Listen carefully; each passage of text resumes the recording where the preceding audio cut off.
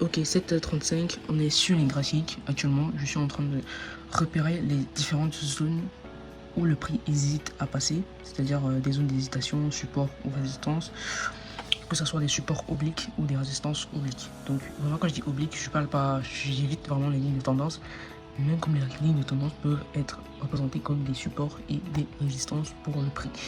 Alors on commence sur le gold. Ici sur le gold, vraiment avec cette stratégie, je crois qu'aujourd'hui on n'aura pas vraiment d'opportunité. Parce qu'on est extrêmement haussier, on n'a pas vraiment de zone d'hésitation. Moi, est-ce que le prix va venir hésiter à ce niveau-ci? Déjà, à la référence de cette stratégie, allez regarder la vidéo de Benjamin Deleuze sur la stratégie plus ou moins scalping en break-zen. Donc, la stratégie s'appelle break-zen. Et ça consiste tout simplement à prendre un trade entre lundi et mardi et qu'on va aller clôturer au plus tard vendredi si on n'a pas pris notre TP ou notre stop loss. Le trade management dépend en fait du backtesting qu'il a proposé comme document dans cette vidéo. Donc allez sur sa chaîne Benjamin Deleuze et cherchez dans la playlist stratégie et cherchez un peu la stratégie scalping parce qu'il a mis ça scalping mais c'est pas vraiment du scalping. On est vraiment dans du swing la plupart du temps. Donc sur le gold, vraiment il n'y a pas de zone d'hésitation parce que le but ici c'est de trouver une zone où le prix hésite à franchir et qui n'a pas franchi avant 8 heures. Parce que cette zone-ci pouvait être une très belle zone, elle a été franchie avant 8 heures, du coup on ne la prend pas. Et maintenant on va juste patienter pour voir si on aura une autre zone d'hésitation. Ici on est maintenant sur l'US30, c'est un autre actif que j'ai décidé d'ajouter à la stratégie où j'ai pu repérer une zone d'hésitation où le prix est revenu 2 fois. Okay. J'ai vraiment tracé ça comme une zone parce que tracer une ligne c'est assez compliqué. Pour une ligne on aurait peut-être potentiellement pu faire ceci. Mais ça sert absolument à rien. Donc je préfère mettre la zone et voir comment est-ce que le prix va réagir. Par contre, l'indicateur qu'on a ici nous montre qu'on est encore baissier. Donc ici c'est comme le high de cette résistance. Je vais attendre une confirmation de l'indicateur en vert pour vraiment entrer en achat. Par contre, vu que l'indicateur est en rouge, on doit notamment chercher des ventes.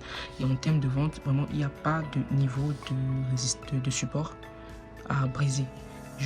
J'hésite à prendre ceci parce que pour moi c'est pas vraiment une zone assez intéressante. On a l'impression de tracer une trendline. Donc pour moi c'est pas vraiment une zone d'hésitation. Déjà que j'ai utilisé cette stratégie dans le passé sur un compte réel à fond propre et je peux me rendre compte que ces zones là ne sont pas très souvent des zones où le prix réagit et donne de très bons résultats. La plupart du temps il faut favoriser des zones horizontales par rapport aux zones extrêmement obliques, c'est-à-dire des trendlines. Ok, donc ici je vais juste observer et voir ce que le marché va nous proposer. On vient sur le GBP CHF où ici par exemple j'ai plutôt une zone où le prix est venu en forme de trendline. Mais comme j'ai dit, j'évite vraiment des zones hyper obliques. Là on a une zone légèrement oblique et on peut voir que le prix a réagi 1, 2, 3, 4, 5 fois. Vraiment c'est une zone assez intéressante. Et là, voyons, malgré qu'il est rouge, en regardant la tendance du marché, on peut voir que toute la journée de vendredi, ça a été de l'accumulation. Et qu'à ce moment-ci, le marché était devenu haussier, d'après l'indicateur. Par conséquent, si on prend cette trendline et qu'on vient casser ce high, j'entrerai en achat pour aller targeter un RR de 2. Et on termine avec le pétrole, sur laquelle la stratégie a donné un très bon résultat en termes de backtest. Ici, moi, je pense que c'est l'actif ayant le plus de probabilité de réussite, parce que déjà, on a tous les indicateurs, tous les confluences. De notre côté, on est bel et bien reparti sur une tendance haussière. On a une très belle zone où le prix hésite à casser. Notre indicateur, il est vert. Donc tout ce qu'on va attendre, c'est qu'on vienne me briser cette trendline ou cette ligne que j'ai tracée. Dès qu'on me la brise, j'entrerai en achat pour aller chercher un RR de 2, tout simplement, en mettant le stop loss sous le dernier plus bas de la journée précédente, c'est-à-dire de vendredi. Ok, et ce dernier plus bas est ici en bas. Donc voilà un peu pour la stratégie break-zen. Il n'est pas encore 8 heures, j'ai fait mon analyse. Je vais attendre à partir de 8 heures. Sinon, je vais commencer à placer les alarmes sur le pétrole, le Nasdaq et le GBP/CHF. Salut les gars, actuellement il est 15h passé. Oui, et depuis ce matin je travaille. Il y a pas mal de choses que je fais depuis ce matin, ménage et tout ce qui va avec, les graphiques, un peu de YouTube à regarder. Je regarde beaucoup les vidéos YouTube histoire d'apprendre davantage, malgré que je déteste les YouTube Shorts. Vraiment, je sais pas pourquoi YouTube ne met pas en place une paramétrisation qui permet de bloquer les YouTube Shorts.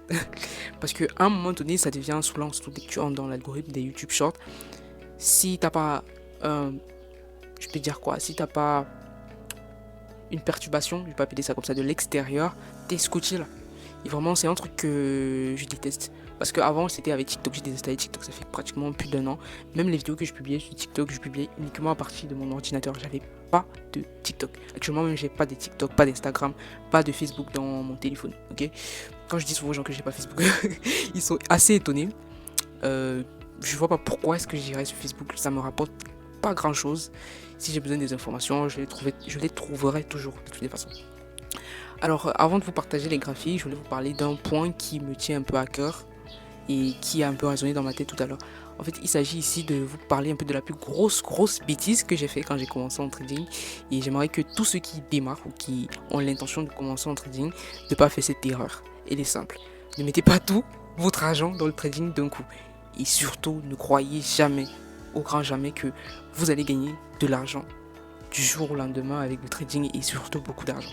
Pour moi, c'est la plus grosse erreur que j'ai faite parce que imaginez que j'ai mis toutes mes économies d'1 an dans du trading. Et en plus, je suis débuté en moins de 2 semaines. Donc, franchement, ça a été la plus grosse erreur que j'ai faite et du coup, moi, je voudrais pas voir quelqu'un d'autre faire ça. Et j'avais dit une fois dans une vidéo que lorsque vous achetez une prop firme, sachez que vous n'avez que 10% du compte que vous avez acheté. Parce que certaines personnes, quand ils entendent de prop firme à 100 000 $, en réalité, tu n'as pas 100 000 $, tu n'as que les 10% de 100 000 $. Une prop firme ne peut pas se permettre de donner 100 000 $ cash comme ça sur un compte pour que tu traites. Non, il te donne une limite de perte et en fait, la limite de perte représente réellement ce que tu possèdes en termes de financement. Donc ça c'est la chose la plus importante que vous devez maîtriser lorsque vous êtes un débutant et surtout si vous voulez vraiment gagner de l'argent à travers le trading, évitez le copy trading, évitez la facilité parce que lorsqu'on se met à trader, à faire des pertes, on veut directement récupérer cela et le cerveau bizarrement il cherche toujours le moyen le plus facile. Et forcez-vous à apprendre vraiment le trading. Je ne suis pas en train de dire que je maîtrise tout. Contrairement à des professionnels dans le domaine, moi je suis peut-être à 30 voire 25% de la maîtrise du trading parce que c'est un univers extrêmement vaste. Donc focalisez-vous sur une chose, ne partez pas dans tous les sens, les cryptos, les mêmes coins, je sais pas moi, les indices, les actions, le forex, ne vous embrouillez pas, les options binaires, le futur, bref. Soit vous êtes sur du marché CFD, soit vous êtes sur les options binaires, soit vous êtes sur des marchés futurs. Mais alors vraiment, si vous voulez gagner de l'argent dans le trading, dites-vous que ça va vous demander du temps et travailler vraiment pour apprendre le trading parce que c'est une compétence, un métier comme un autre. Ça va vous demander du temps. Et il y a 2 façons d'apprendre une compétence. Soit tu te fais former et accompagner par des personnes compétentes. Je ne parle pas des gens qui vont vous proposer des groupes Telegram, des signaux. Moi, sérieusement, si vous voulez apprendre et vous former, ne partez pas vers ces gens-là. Je ne suis pas en train de dire qu'ils ne sont pas performants parce que je n'ai ni la preuve pour contredire le fait qu'ils ne sont pas rentables. Mais une chose est sûre, quand un trader est rentable, ça se voit. Ça se ressent notamment lorsque tu as déjà fait des mois dans le trading. Tu as la capacité plus ou moins de reconnaître une personne qui est juste là pour vendre des formations, un accès à un groupe Telegram, histoire de faire de l'argent derrière votre dos. Et vous allez vous rendre compte qu'ils ont une limite, ils sont très limités au niveau du trading. Je ne vais pas citer les noms ici, vous-même ça sera à vous de les découvrir. Mais sinon, comme j'ai dit tantôt, je n'ai pas la preuve pour vous dire ouais, celui-ci n'est pas rentable. J'ai juste ce ressenti en vue de ce qu'il propose comme service. Parce que quand je vais commencer à citer les noms ici, il y a des gens qui vont venir m'attaquer en commentaire pour dire non, lui il est rentable, machin. La rentabilité d'un trader ne se voit pas sur une semaine, sur un mois, sur 2 mois. La rentabilité d'un trader se voit sur l'année, vraiment sur l'année. La question qu'un trader doit toujours se poser, c'est que est-ce qu'en 12 mois de trading, j'ai fini en positif? C'est ça en fait la question qu'on doit se poser parce qu'on peut avoir des mois négatifs. Donc je vais arrêter de bavarder. On va aller sur les graphiques. Il y a pas mal de choses que je pourrais toujours vous partager. Notamment moi je suis quelqu'un qui est toujours en constance apprentissage. Et je fais de l'autodidacte. Pour moi ça a toujours été la meilleure façon pour moi d'apprendre. Tout ce que je sais faire aujourd'hui c'est en autodidacte. Je regarde des vidéos, je lis des livres, je teste, je fais des erreurs, j'apprends de mes erreurs et je progresse lentement mais sûrement. Du coup j'ai pas trop cette d'habitude d'acheter les formations, déjà qu'il y a beaucoup trop de scams dans l'industrie du trading et ceux qui vendent vraiment des formations de trading, je peux vous assurer qu'elles coûtent hyper cher. Des vrais traders qui vendent des formations et déjà lorsqu'on est un véritable trader et qu'on gagne des dizaines de milliers d'euros, limite les formations ne nous servent quasiment à rien parce que si un trader peut déjà faire peut-être un mois où il gagne plus de 50 000 voire 100 000 $, limite, je vois pas à quoi va lui servir de vendre peut-être des formations. Donc faites très attention à ceux qui vous proposent des groupes Telegram. Déjà, moi, ceux qui proposent des groupes Telegram, moi, je ne les suis plus. Parce que avant je suivais tous ces gars qui avaient des groupes Telegram, j'entrais, je regardais. Mais au fil du temps, ça tenait pas la route. Ok, ça tenait pas la route. Peut-être pour certains ça a marché, mais pour moi ça n'a pas marché. Et moi je vois que c'est rejoindre des groupes de signaux, c'est vraiment pour du très très court terme. Et vraiment, je ne vous encourage pas. Je disais encore qu'il y a un abonné qui m'avait dit il faut créer un groupe Telegram histoire de partager. Vraiment les gars, j'ai pas envie de créer un groupe Telegram. Sérieusement, j'ai pas envie de ressembler à ça. Ok, j'ai pas envie de ressembler à ces mecs qui se disent traders professionnels, qui ont des groupes de signaux. Après, ils t'envoient dans un groupe privé pour te vendre de la camelote. Sérieusement, j'ai pas envie de ressembler à ça. Peut-être dans l'avenir proche, mais avant peut-être d'ouvrir des groupes ou des trucs comme ça, il faut déjà que j'ai la rentabilité que vous voyez. Je sais pas si vous faites l'effort de regarder toutes les vidéos que je fais du début jusqu'à la fin, même si c'est en accéléré, mais je prends le temps au minimum de vous montrer ma propre firme, l'évolution que j'ai sur la propre firme que j'ai achetée dernièrement. Mon but c'est de prouver en fait aux gens qu'on peut réellement partir de zéro à trader rentable, parce que beaucoup de gens se posent la question si vraiment on peut être rentable, est-ce qu'on peut vraiment vivre du trading? Moi je pense que c'est oui, mais ça va demander du temps. Ça peut demander 3, 4, 5, 6 ans pour commencer à générer ses premiers milliers de dollars ou d'euros de manière constante. Et quand je dis de 0 à millionnaire, les gars, c'est pas en francs CFA, ok? C'est pas parce que je suis au Cameroun, 1 million de francs CFA, c'est rien du tout. Sérieusement, ça vaut 1 million de francs CFA, c'est rien du tout. Je parle vraiment d'1 million en termes d'euros, être millionnaire grâce au trading, ok? Et quand je dis grâce au trading, c'est à travers les trades. Je parle pas des formations, ni des cours privés et autres. Ce sont des choses que sincèrement, je n'aimerais pas faire. Je vous assure. Et si même je le fais, j'ai envie de le faire bien. Je préfère même pas avoir un groupe très restreint, peut-être de 10, 15, 20 personnes avec qui on taffe sérieusement. Pas des gens qui veulent juste faire du copy trading, de l'argent rapide. Parce que c'est un peu ça qui nous tue. En trading, si tu veux de l'argent rapide, parce que je me rends compte un peu que c'est ça. Beaucoup de gens se lancent au trading parce qu'ils disent argent rapide, copy trading, machin. Les gars, soit vous voulez faire de l'argent avec le trading, vous apprenez le trading, soit vous ne faites pas de l'argent avec le trading, allez faire autre chose. C'est comme si quelqu'un veut lancer un business et puis il taffe pas pour ça. Sérieusement, comment est-ce que ton business va te rapporter de l'argent? La plupart des gens aujourd'hui, en dehors des scammers, ceux qui vous vendent des formations en ligne, saupoudrés d'un lifestyle bidon, parce que moi sérieusement, quand je vois les lifestyles des entrepreneurs à Dubaï, tout ça, sérieusement ça me fait pas rêver du tout. Je suis juste en mode, si tu es vraiment riche, t'as pas besoin de montrer tout ce lifestyle. Tu n'as pas besoin de venir dire aux gens, je me suis lancé dans le business de l'OFM à 22 ans, j'ai une Lamborghini, machin. Et ça met de la pression aux très jeunes, aux plus jeunes que moi. Parce que je suis pas vieille non plus. Ça met de la pression aux très jeunes. Parfois on voit des jeunes de 18 ans, ils te disent, ah moi j'ai 18 ans, je fais 10 000 cas par mois. Sérieusement, je dis pas que vous ne devez pas rêver grand. Mais il ne faut pas chercher à vous comparer. Ça va vous amener à faire des choses que moralement ou éthiquement, ça ne vous correspond pas. Donc le but c'est pas de faire de l'argent à tout prix. Okay? Sinon à quoi ça sert de faire de l'argent à tout prix? À quoi ça sert de, entre guillemets, vendre son âme pour de l'argent? Moi je trouve ça assez cupide, assez idiot, assez stupide. Parce que si tu vends tout ce qui fait de toi un être humain de valeur, quand tu auras l'argent, je crois que tu ne seras pas vraiment heureux parce que tu aurais vendu tout ce qui a de la valeur pour de l'argent. Voilà. Donc, au cas contraire, si vous voulez vraiment gagner de l'argent, travaillez intelligemment, essayez, échouez, apprenez de vos erreurs. Et quand on dit, il y a un truc que je n'aime pas aussi dans la motivation, c'est qu'on dit souvent, quand tu échoues, relève-toi, réessaie, machin. Sérieusement les gars, c'est n'importe quoi. Je vous assure qu'il y a beaucoup de business que j'ai tenté de lancer ces 2 voire 3 dernières années. Ça n'a pas vraiment marché, ok. Et tout de suite j'ai arrêté parce que j'ai compris que là c'était pas un business j'allais galérer en fait pour mettre ça en place et peut-être j'allais même pas gagner de l'argent. Donc il faut aussi parfois être réaliste et se dire que là ça marche pas. C'est exactement la même chose en trading. Parfois vous pouvez avoir une stratégie, ok, ça a marché pendant 2-3 mois, mais après un temps ça commence à déranger. Vous passez 1 mois, 2 mois, 3 mois, 4 mois, vous êtes dans le rouge, vous devez commencer à vous poser des questions. Se remettre en question, c'est une des choses qu'on dit souvent en trading. Il ne faut pas remettre en question sa stratégie. Mais le problème, c'est que ça peut arriver que ta stratégie devienne obsolète parce que le marché, malgré qu'il semble répétitif, ok, il évolue. Il évolue autant que l'être humain évolue. L'être humain d'il y a Milan n'est plus le même d'aujourd'hui. Notre façon de réfléchir, notre façon de nous habiller, notre façon de manger, notre façon de marcher même, notre façon de communiquer a totalement changé. Raison pour laquelle, étant donné que le marché, ce sont des êtres humains qui sont, malgré qu'on a des algorithmes programmés encore par des êtres humains, au final, le marché aura donc tendance à évoluer. Donc, soyez toujours en constant apprentissage. Le trading, c'est toute une vie d'apprentissage. Et moi, j'aime souvent dire que le trading révèle qui nous sommes et surtout nos limites. Bref, on va passer au graphique. Je pense que ça va trop bavarder. Je sais même plus tout ce que je racontais. J'espère que ça va vous être utile, tout ce que je raconte là. Pour être sincère, j'ai envie d'être un peu plus en profondeur dans le trading. Au lieu de vous partager juste des conseils.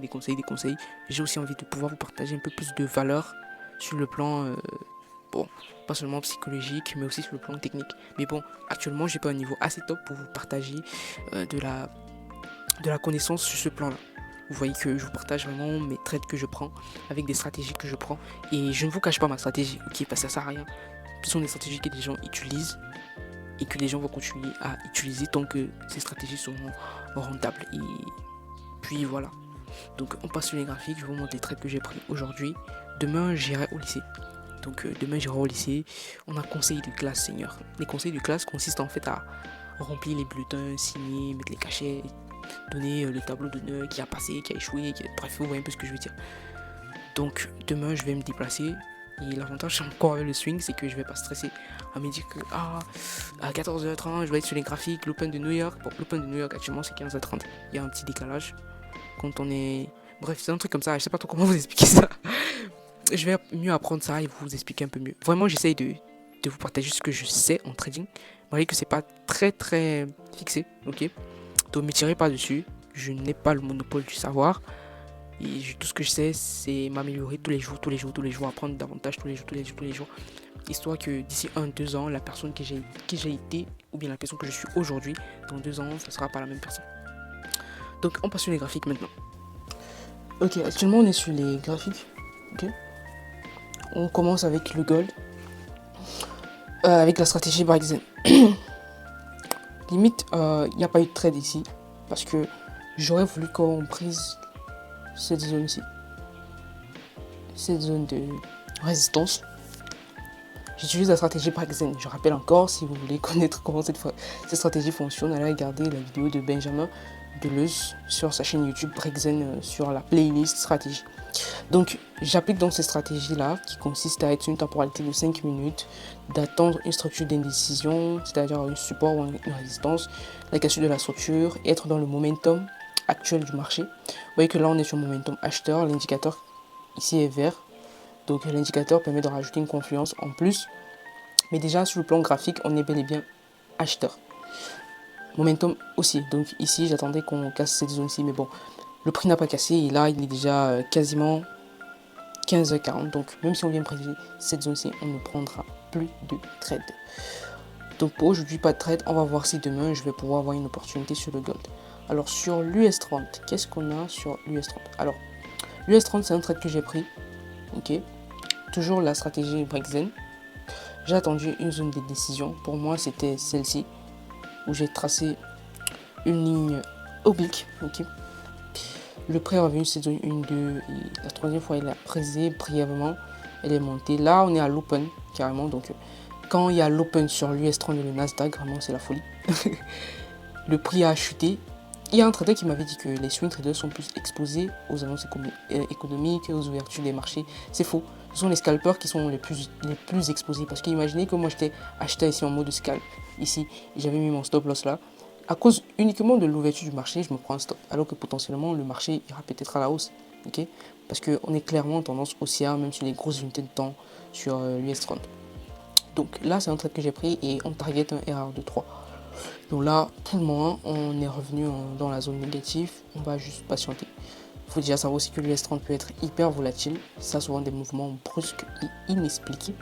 Mais bon, sur le Nasdaq, j'ai pas pris de trade, ok. Sur le Nasdaq, j'ai pas pris de trade. J'ai eu une zone d'hésitation ici, mais le problème c'est qu'on était encore sur un momentum baissier. D'accord. Même sans regarder l'indicateur, en regardant le momentum, on était baissier. Pour devenir acheteur, il fallait qu'on brise ce high, parce que c'était le dernier high qui avait été laissé sur la tendance baissière. Et vous voyez que dès qu'on a brisé ce high, on est reparti aussi. Mais bon, il n'y avait pas de zone d'hésitation, donc on ne prend pas le trade. Ensuite, on passe au GBP CHF. Par contre, ici, j'ai aussi pris un trade et je crois que c'est l'un des meilleurs trades que j'ai pris sur cet actif depuis que je trade le GBP CHF. Je sais pas qui m'appelle, une seconde, je vais mettre pause ici. Bon, là, j'étais en train de répondre à un appel. J'ai eu un collègue qui m'a appelé pour savoir si demain on va aller au lycée ensemble. Donc, on fait plus ou moins, je vais mettre ça en sourdine, on fait plus ou moins du covoiturage. Alors ici on est sur le GBP CHF, ok, c'est un trade que j'ai pris et je pense que c'est l'un des meilleurs trades parce que les confiances, tout, c'est magnifique, la zone d'hésitation elle est magnifique. Alors là, tout ce qu'on doit faire c'est représenter une zone d'hésitation et vous voyez très bien qu'ici on a cette trend line ici où on a limite plus de 5 impacts, 1, 2, 3, 4, 5 impacts et à partir de 8h je crois, 8h55, 8h50 le prix a été, la zone a été brisée et là moi je suis entré sur la seconde bougie. Je sais pas si vous allez voir. Je suis entré sur la seconde bougie pour aller chercher un RR de 2 parce qu'ici c'est un RR de 2. Là j'ai mis une alarme pour lorsqu'on va toucher le RR de 1, je vais déplacer après que toujours respecter la stratégie. Donc là on a un trade en cours, ce sont les deux trades vraiment que j'ai pris. Sur le pétrole, je n'ai pas pu prendre un trade. J'attendais vraiment qu'on vienne me briser cette zone d'hésitation que j'ai tracée, mais le prix a décidé de se retourner. Et lorsqu'il s'est retourné, certes on avait une belle zone d'hésitation ici, BCF, c'est-à-dire une zone de support, mais le problème c'est qu'on n'était pas vraiment sur momentum baissier parce que là on pouvait voir que on avait fait un high beaucoup plus haut que le précédent et après on est venu faire un high beaucoup plus haut que le précédent, donc limite on était déjà en train d'aller sur une tendance haussière depuis l'ouverture du marché, raison pour laquelle là moi j'ai pas pris de trade. J'ai préféré laisser partir et puis bon, c'est pas grave. Peut-être si j'étais entré, je devais déjà faire un erreur de 1 déjà, je crois. Parce que le pétrole est l'un des actifs les plus... Je sais pas pourquoi ma caméra floute. Sérieusement, je sais pas pourquoi. Le pétrole est l'un des actifs que je trouve assez rentable avec la stratégie. Donc si j'étais rentré quelque part là, je pense qu'on serait déjà bientôt erreur de 1. Mais vraiment, je suis pas entré. On n'a pas eu toutes les confiances nécessaires pour entrer en vente. Ensuite, on passe sur les trades rapidement. Je vais faire ça rapidement. On passe sur les trades que j'ai analysés en haut time frame avec la stratégie double structure. J'ai toujours mon trade sur le GBP USD. On voit une très belle poussée du prix. Donc, on espère vraiment que le prix vienne me faire un nouveau swing high. Ok, et là, je vais juste déplacer mon stop loss en dessous de cette zone-ci. C'est tout. Il n'y a plus rien à dire concrètement. On patiente. Et il y a pas mal d'annonces économiques. Alors, aïe aïe aïe, ici je me prends un stop.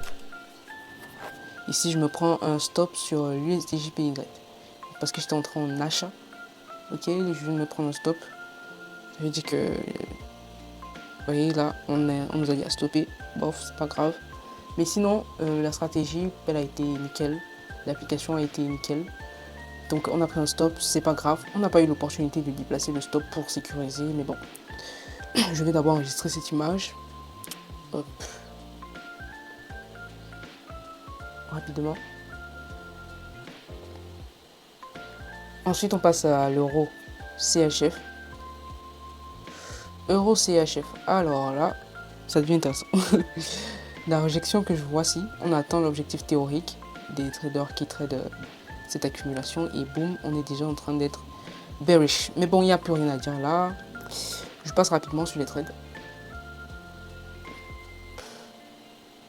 Le euro USD évolue très bien à la hausse. Donc pour l'instant rien.